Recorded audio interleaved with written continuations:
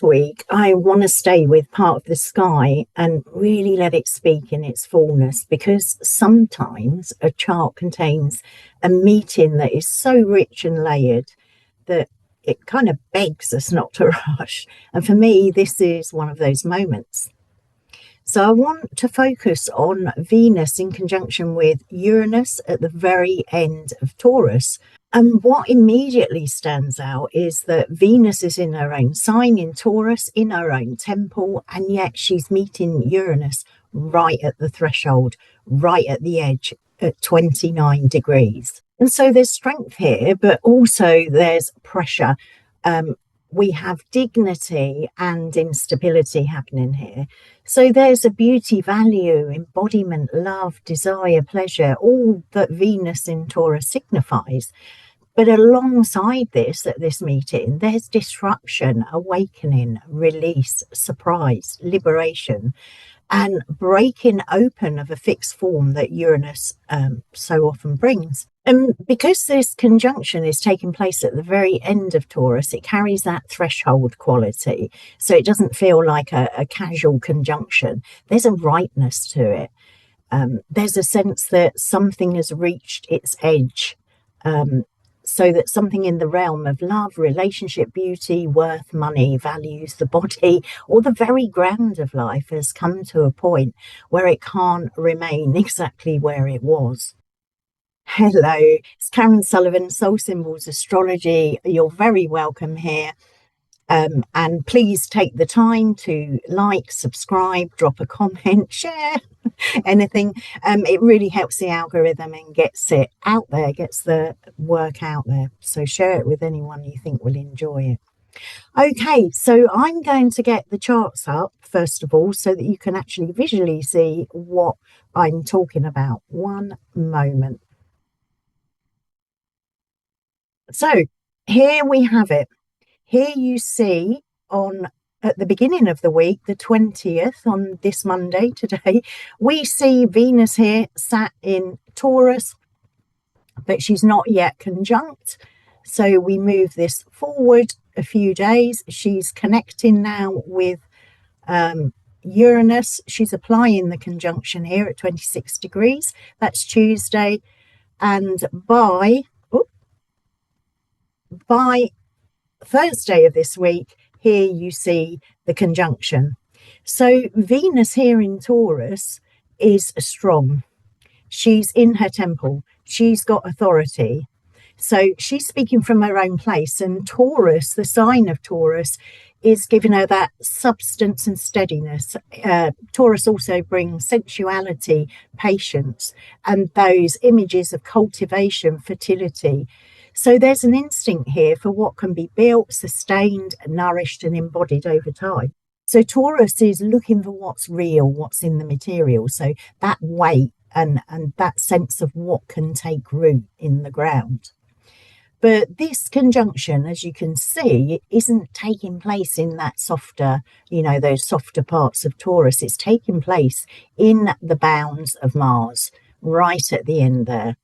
And this is the third decan, the last decan of Taurus, and that is ruled by Saturn. So we've got a Mars, a Martial and Saturnian atmosphere here. So this is going to change the feel of this conjunction considerably, because once Mars and Saturn come in, it's no longer about the side of Venus that is sweet and attractive and the pleasure and social sparkle. Mars here, as the bounds, is going to bring urgency, heat, severance, appetite, pressure, sharpness, conflict, and he's got that need for speed, the need to act and cut through. Then we have this last decan being Saturn's, which is going to bring that weightiness to it, the gravity, the gravitas. So there's also a sense of endurance that Saturn can bring, consequences, labor, realism, discipline, but most of all, Saturn tests what can hold over time.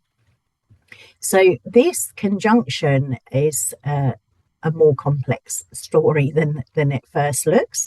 Venus is here in her temple, her domain. Yeah, she's there, but she's standing at the end of the sign, called the anaretic degree, under the governance of Mars and in the face of Saturn. And Uranus is here too, and he disturbs, awakens, and electrifies the field. So for me, this is saying that this is a Venusian threshold moment, but it's not a light one.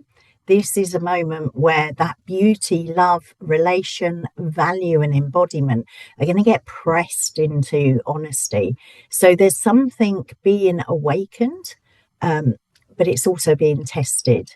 So you may get that liberated sense to it all with Uranus there, but also it's going through the weight of Saturn, which is asking if it has substance. So just let me bring you back here.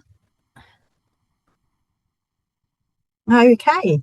So when I was looking at this, I do what I always do, which is look up Redden Butler, the Archetypal Universe, and see what he says about the archetypal principles of Venus and Uranus together.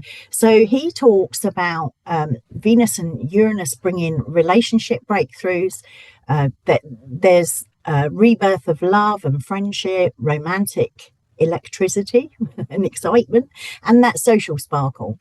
So there's a liveliness and a more colourful individual that this mix brings, but it can also bring that, you know, eccentric sense of style. So it's a freshness in the heart and a sense that something has come alive again. So it can bring that courage to step out of stale patterns and allow a more authentic relation to our desires, intimacy, friendship, creativity, or beauty. But we need to remember that there's also shadows to these archetypes, and that is with Venus and Uranus, it's romantic and social restlessness. So there can be sudden attractions that have no substance, disruptive affairs, and triangle situations. So watch for that triangulation within any relationships, not just a love relationship. It can bring a craving for freedom that prevents a deeper intimacy and aesthetic disharmony. The urge to break form before anything real has had a chance to root. So that's Rem Butler's take on it. And what I think the real question here is it's not about whether freedom matters. Obviously it does to all of us. But the deeper question is what kind of freedom are we looking for? Is it freedom that's kind of revolutionary and reacts against all structure because structure feels confining? Or is it the freedom that comes when something false or stagnant, something we've inherited, or it's life draining and can no longer be sustained? So that's the type of freedom we're probably looking for. And because Taurus is involved, and Venus is dignified here in her temple, I don't think it's disruption for its own sake. Taurus is going to be asking whether what is arising can be lived. So whether we can embody it and whatever it is can be built into the real fabric of our lives. It will also be looking, can it nourish and feed our life and endure? And is there value to it rather than just that fleeting excitement, that spark that Uranus can bring here with Venus? And this is actually why I've highlighted the Mars bounds and the Saturn decan, because it's an undertone that underpins it. So it's not freedom without consequence. We're not going to be having an awakening to anything without the work that goes with it. But we're going to be asking questions or trying to establish what it costs to actually bring that beauty into form and sustain it and live by it. We're bringing form into the material. So one of the symbolic threads that feels so resonant here is the birth of Venus, that myth. I think it was Reuben who done the picture of Venus sat in the shell, open shell, stood in the open shell, called the birth of Venus. Now, the birth of Venus came out of Kronos castrating his father and throwing his genitals into the sea. And there was a froth that arose, and Venus was born out of that. So there's a picture here of beauty emerging from chaos and violence, quite frankly. So it's a sense of love and desire arising from rupture, from some primal disturbance, but it's coming out of a sea that's already been churned by conflict. That for me is really hopeful. It's a hopeful note for the violence, the primal disturbance, the chaos that we're seeing going on around us in the world. Yeah, there's that hope that something can emerge from that. We need to hold on to that hope. That symbolism of the birth of Venus feels really right, with Venus meeting Uranus at the end of Taurus, because it is reminding us that beauty doesn't always come from ease, and also that love doesn't necessarily need peace to be born. Okay, it can be born out of chaos. So sometimes something has to be broken open and it has to be disturbed.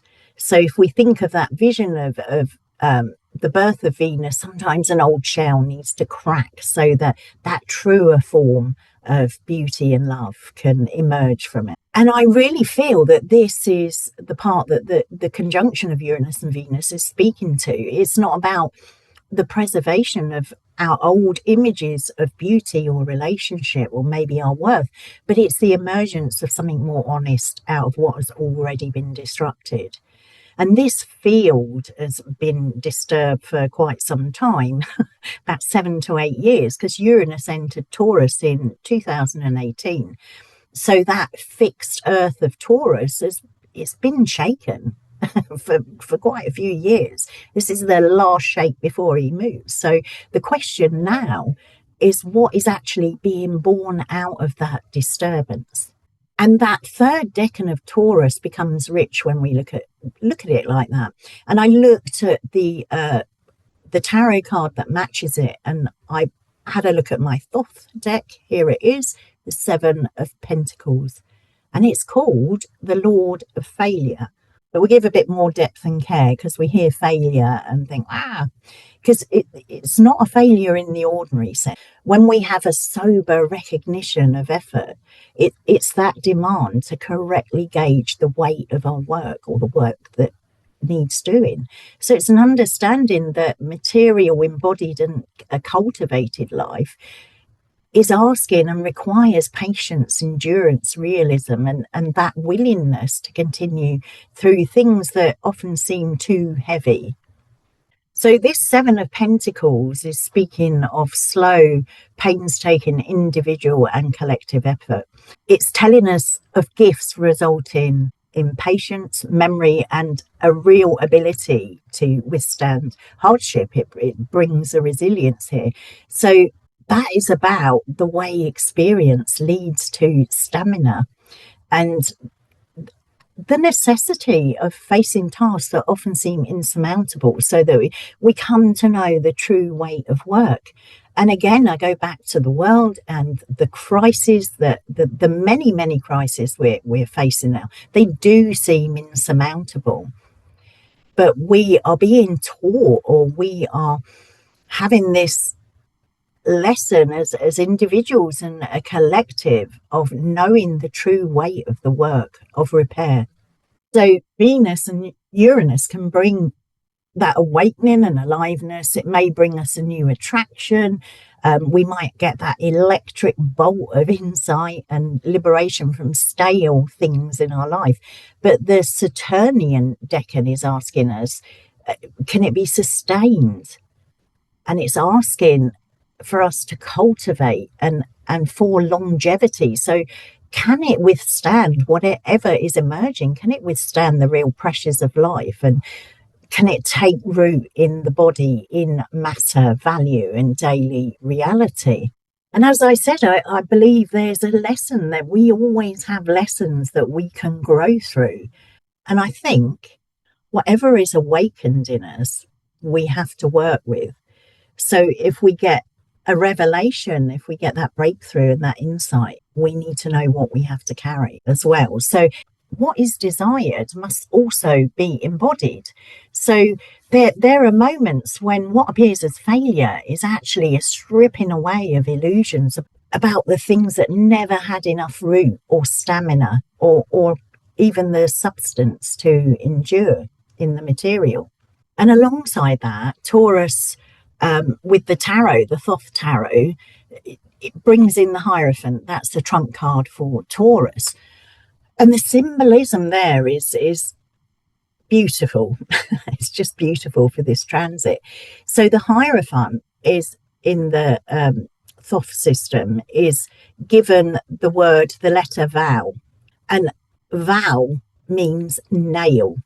So it's a joining principle. It fastens, and it's a symbol of the divine macrocosmic consciousness above us. What is above is fastened to the earthly microcosmic consciousness. It needs to be nailed together. It's that kind of union. And I don't always bring the tarot in, although I love the symbolism and I will bring it in, but this is so striking here.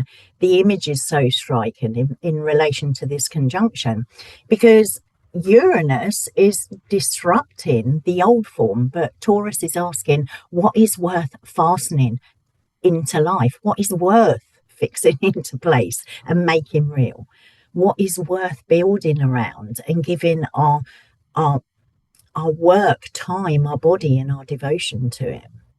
So there's a movement here between disruption and consecration, but also between awakening and embodiment.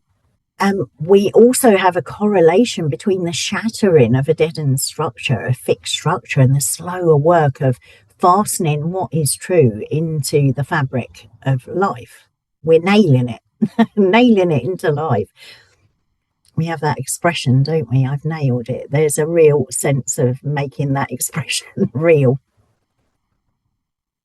So for me, it's that's one of the deepest tensions of this conjunction. Uranus is breaking the old form and Taurus is asking us what remains worthy of form.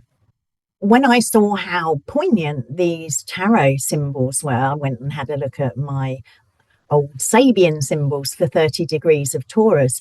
And this absolutely seals the whole thing beautifully. The symbol is a peacock parading on the terrace of an old castle.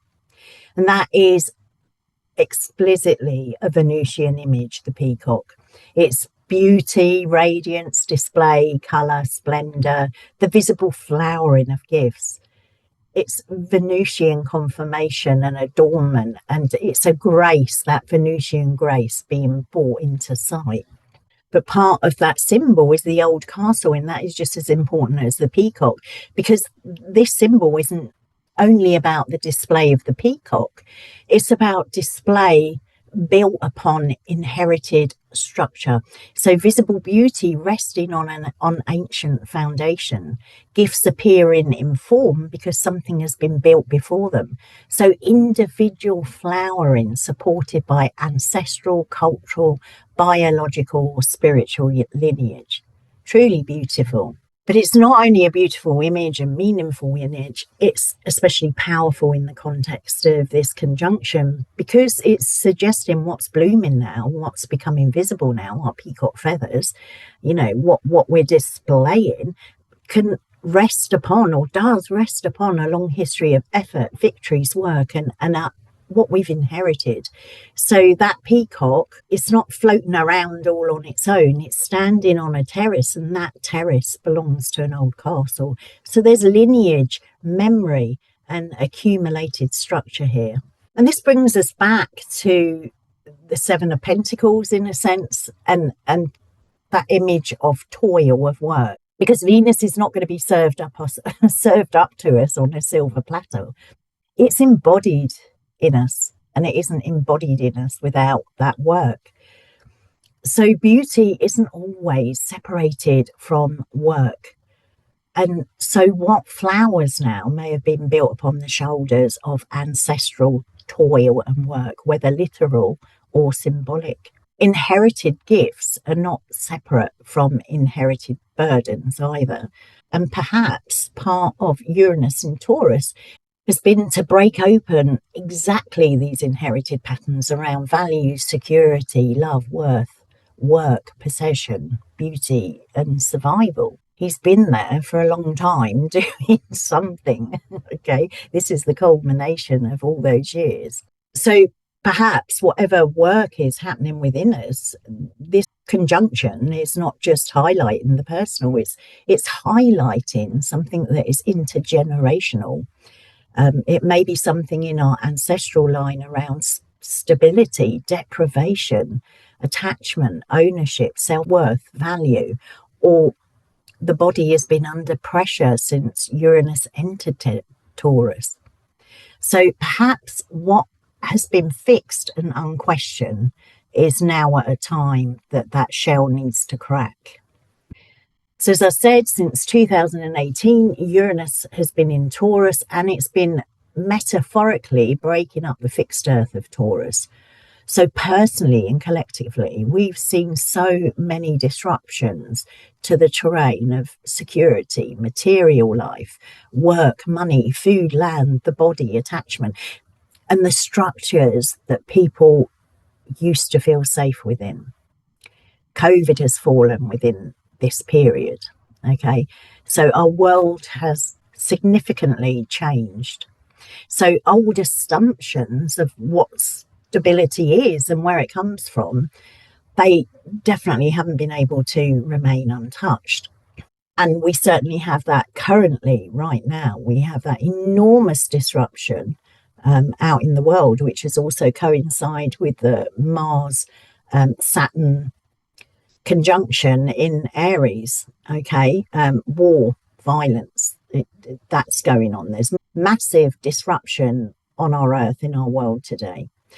But if I take it back to a more intimate level, the transit can correlate with the breaking apart of inherited survival patterns or old relational contracts, maybe our old ways of measuring worth, or our old bodily habits of holding tension, and old definitions of beauty and managing fear through possession and control.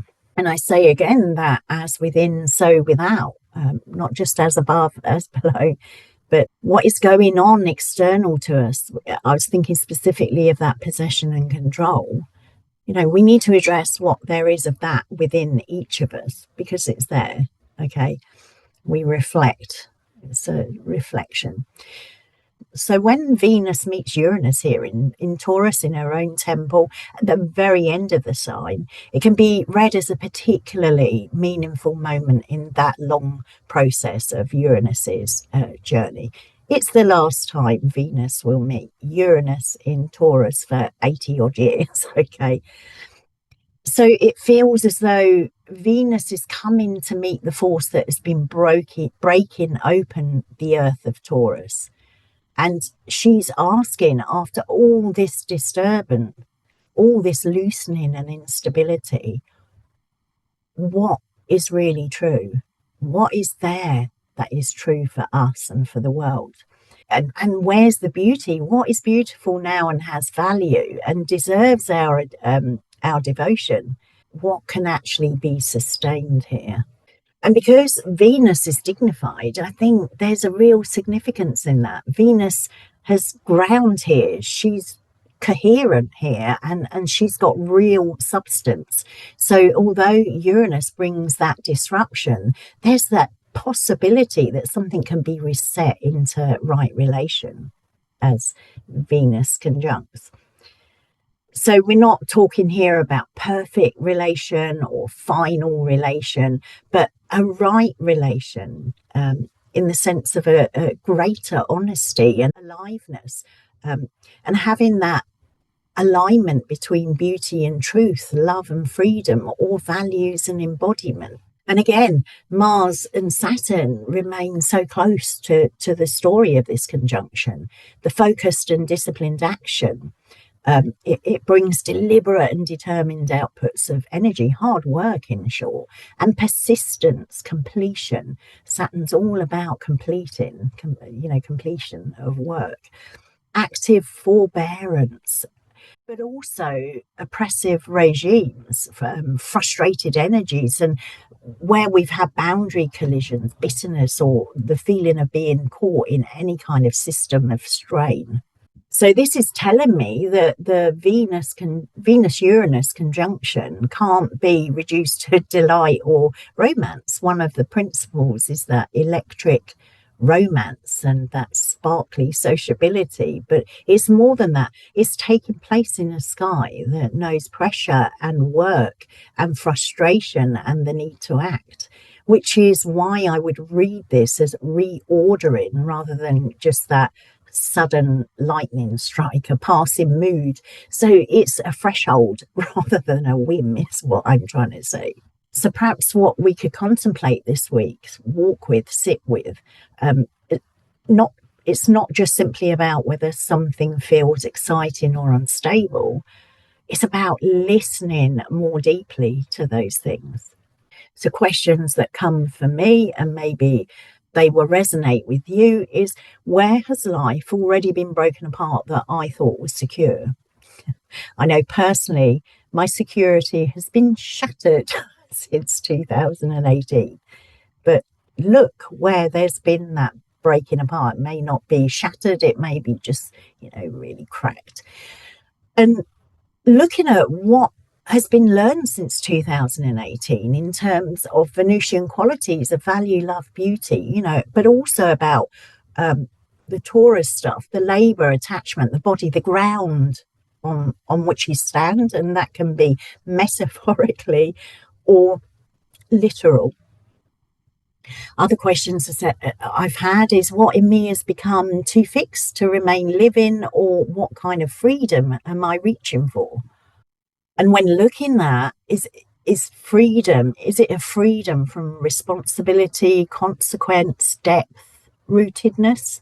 Or is it that deeper freedom that comes when something false doesn't hold anymore and life is asking for that honest form to be built? So looking at what is trying to emerge, that vision of the birth of Venus, beauty, and all those Venusian qualities coming out of violence and chaos, okay? What is trying to emerge from that disruption? And is there a gift that's ready to come into visibility now? And there are questions relating to that Sabian symbol. What inherited patterns are asking to be broken? Or a gift, an inherited gift that's asking to be honoured right now?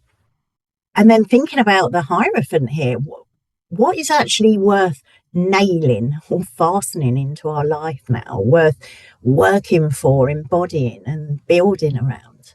For me, this conjunction feels, as I've said, like a Venusian threshold out of all the many thresholds we've had recently. So it's that beauty, love, relation, value, and embodiment, that the reawakening of that, but also the testing of that. There is something being electrified here, but it's being weighed and it's being open, and also being asked whether whatever that is can endure, whether it's got longevity. That peacock is symbolically, metaphorically on the terrace, and its display is visible, but underneath it stands that old castle. Beneath the flowerings stands that labor of time, and underneath that beauty stands the history of effort. Maybe that's what the sky is asking us to remember, that what is truly beautiful is not always light, it carries weight. And what's valuable isn't always easy, and what is truly alive might require change from us. And whatever deserves to endure must be strong enough to pass through disruption, pressure, and truth. So this week, I would sit with Venus at the end of Taurus in her own temple, meeting Uranus in the bounds of Mars and in the decan of Saturn. And I would ask what form of love, value, beauty, or of embodied truth is now trying to emerge from the long shaking of the ground. Because something has ripened here, something has reached its edge, and something is perhaps ready to be brought into right relation. So that's what I have for you. I hope that's really helpful for you. Pop a comment in the box below if that supports you at this time, or you have any reflections or contemplations about our time or those topics I've spoken about. All right, I will be back on Friday with our Friday contemplation, and I will see you in the next one. Bye bye.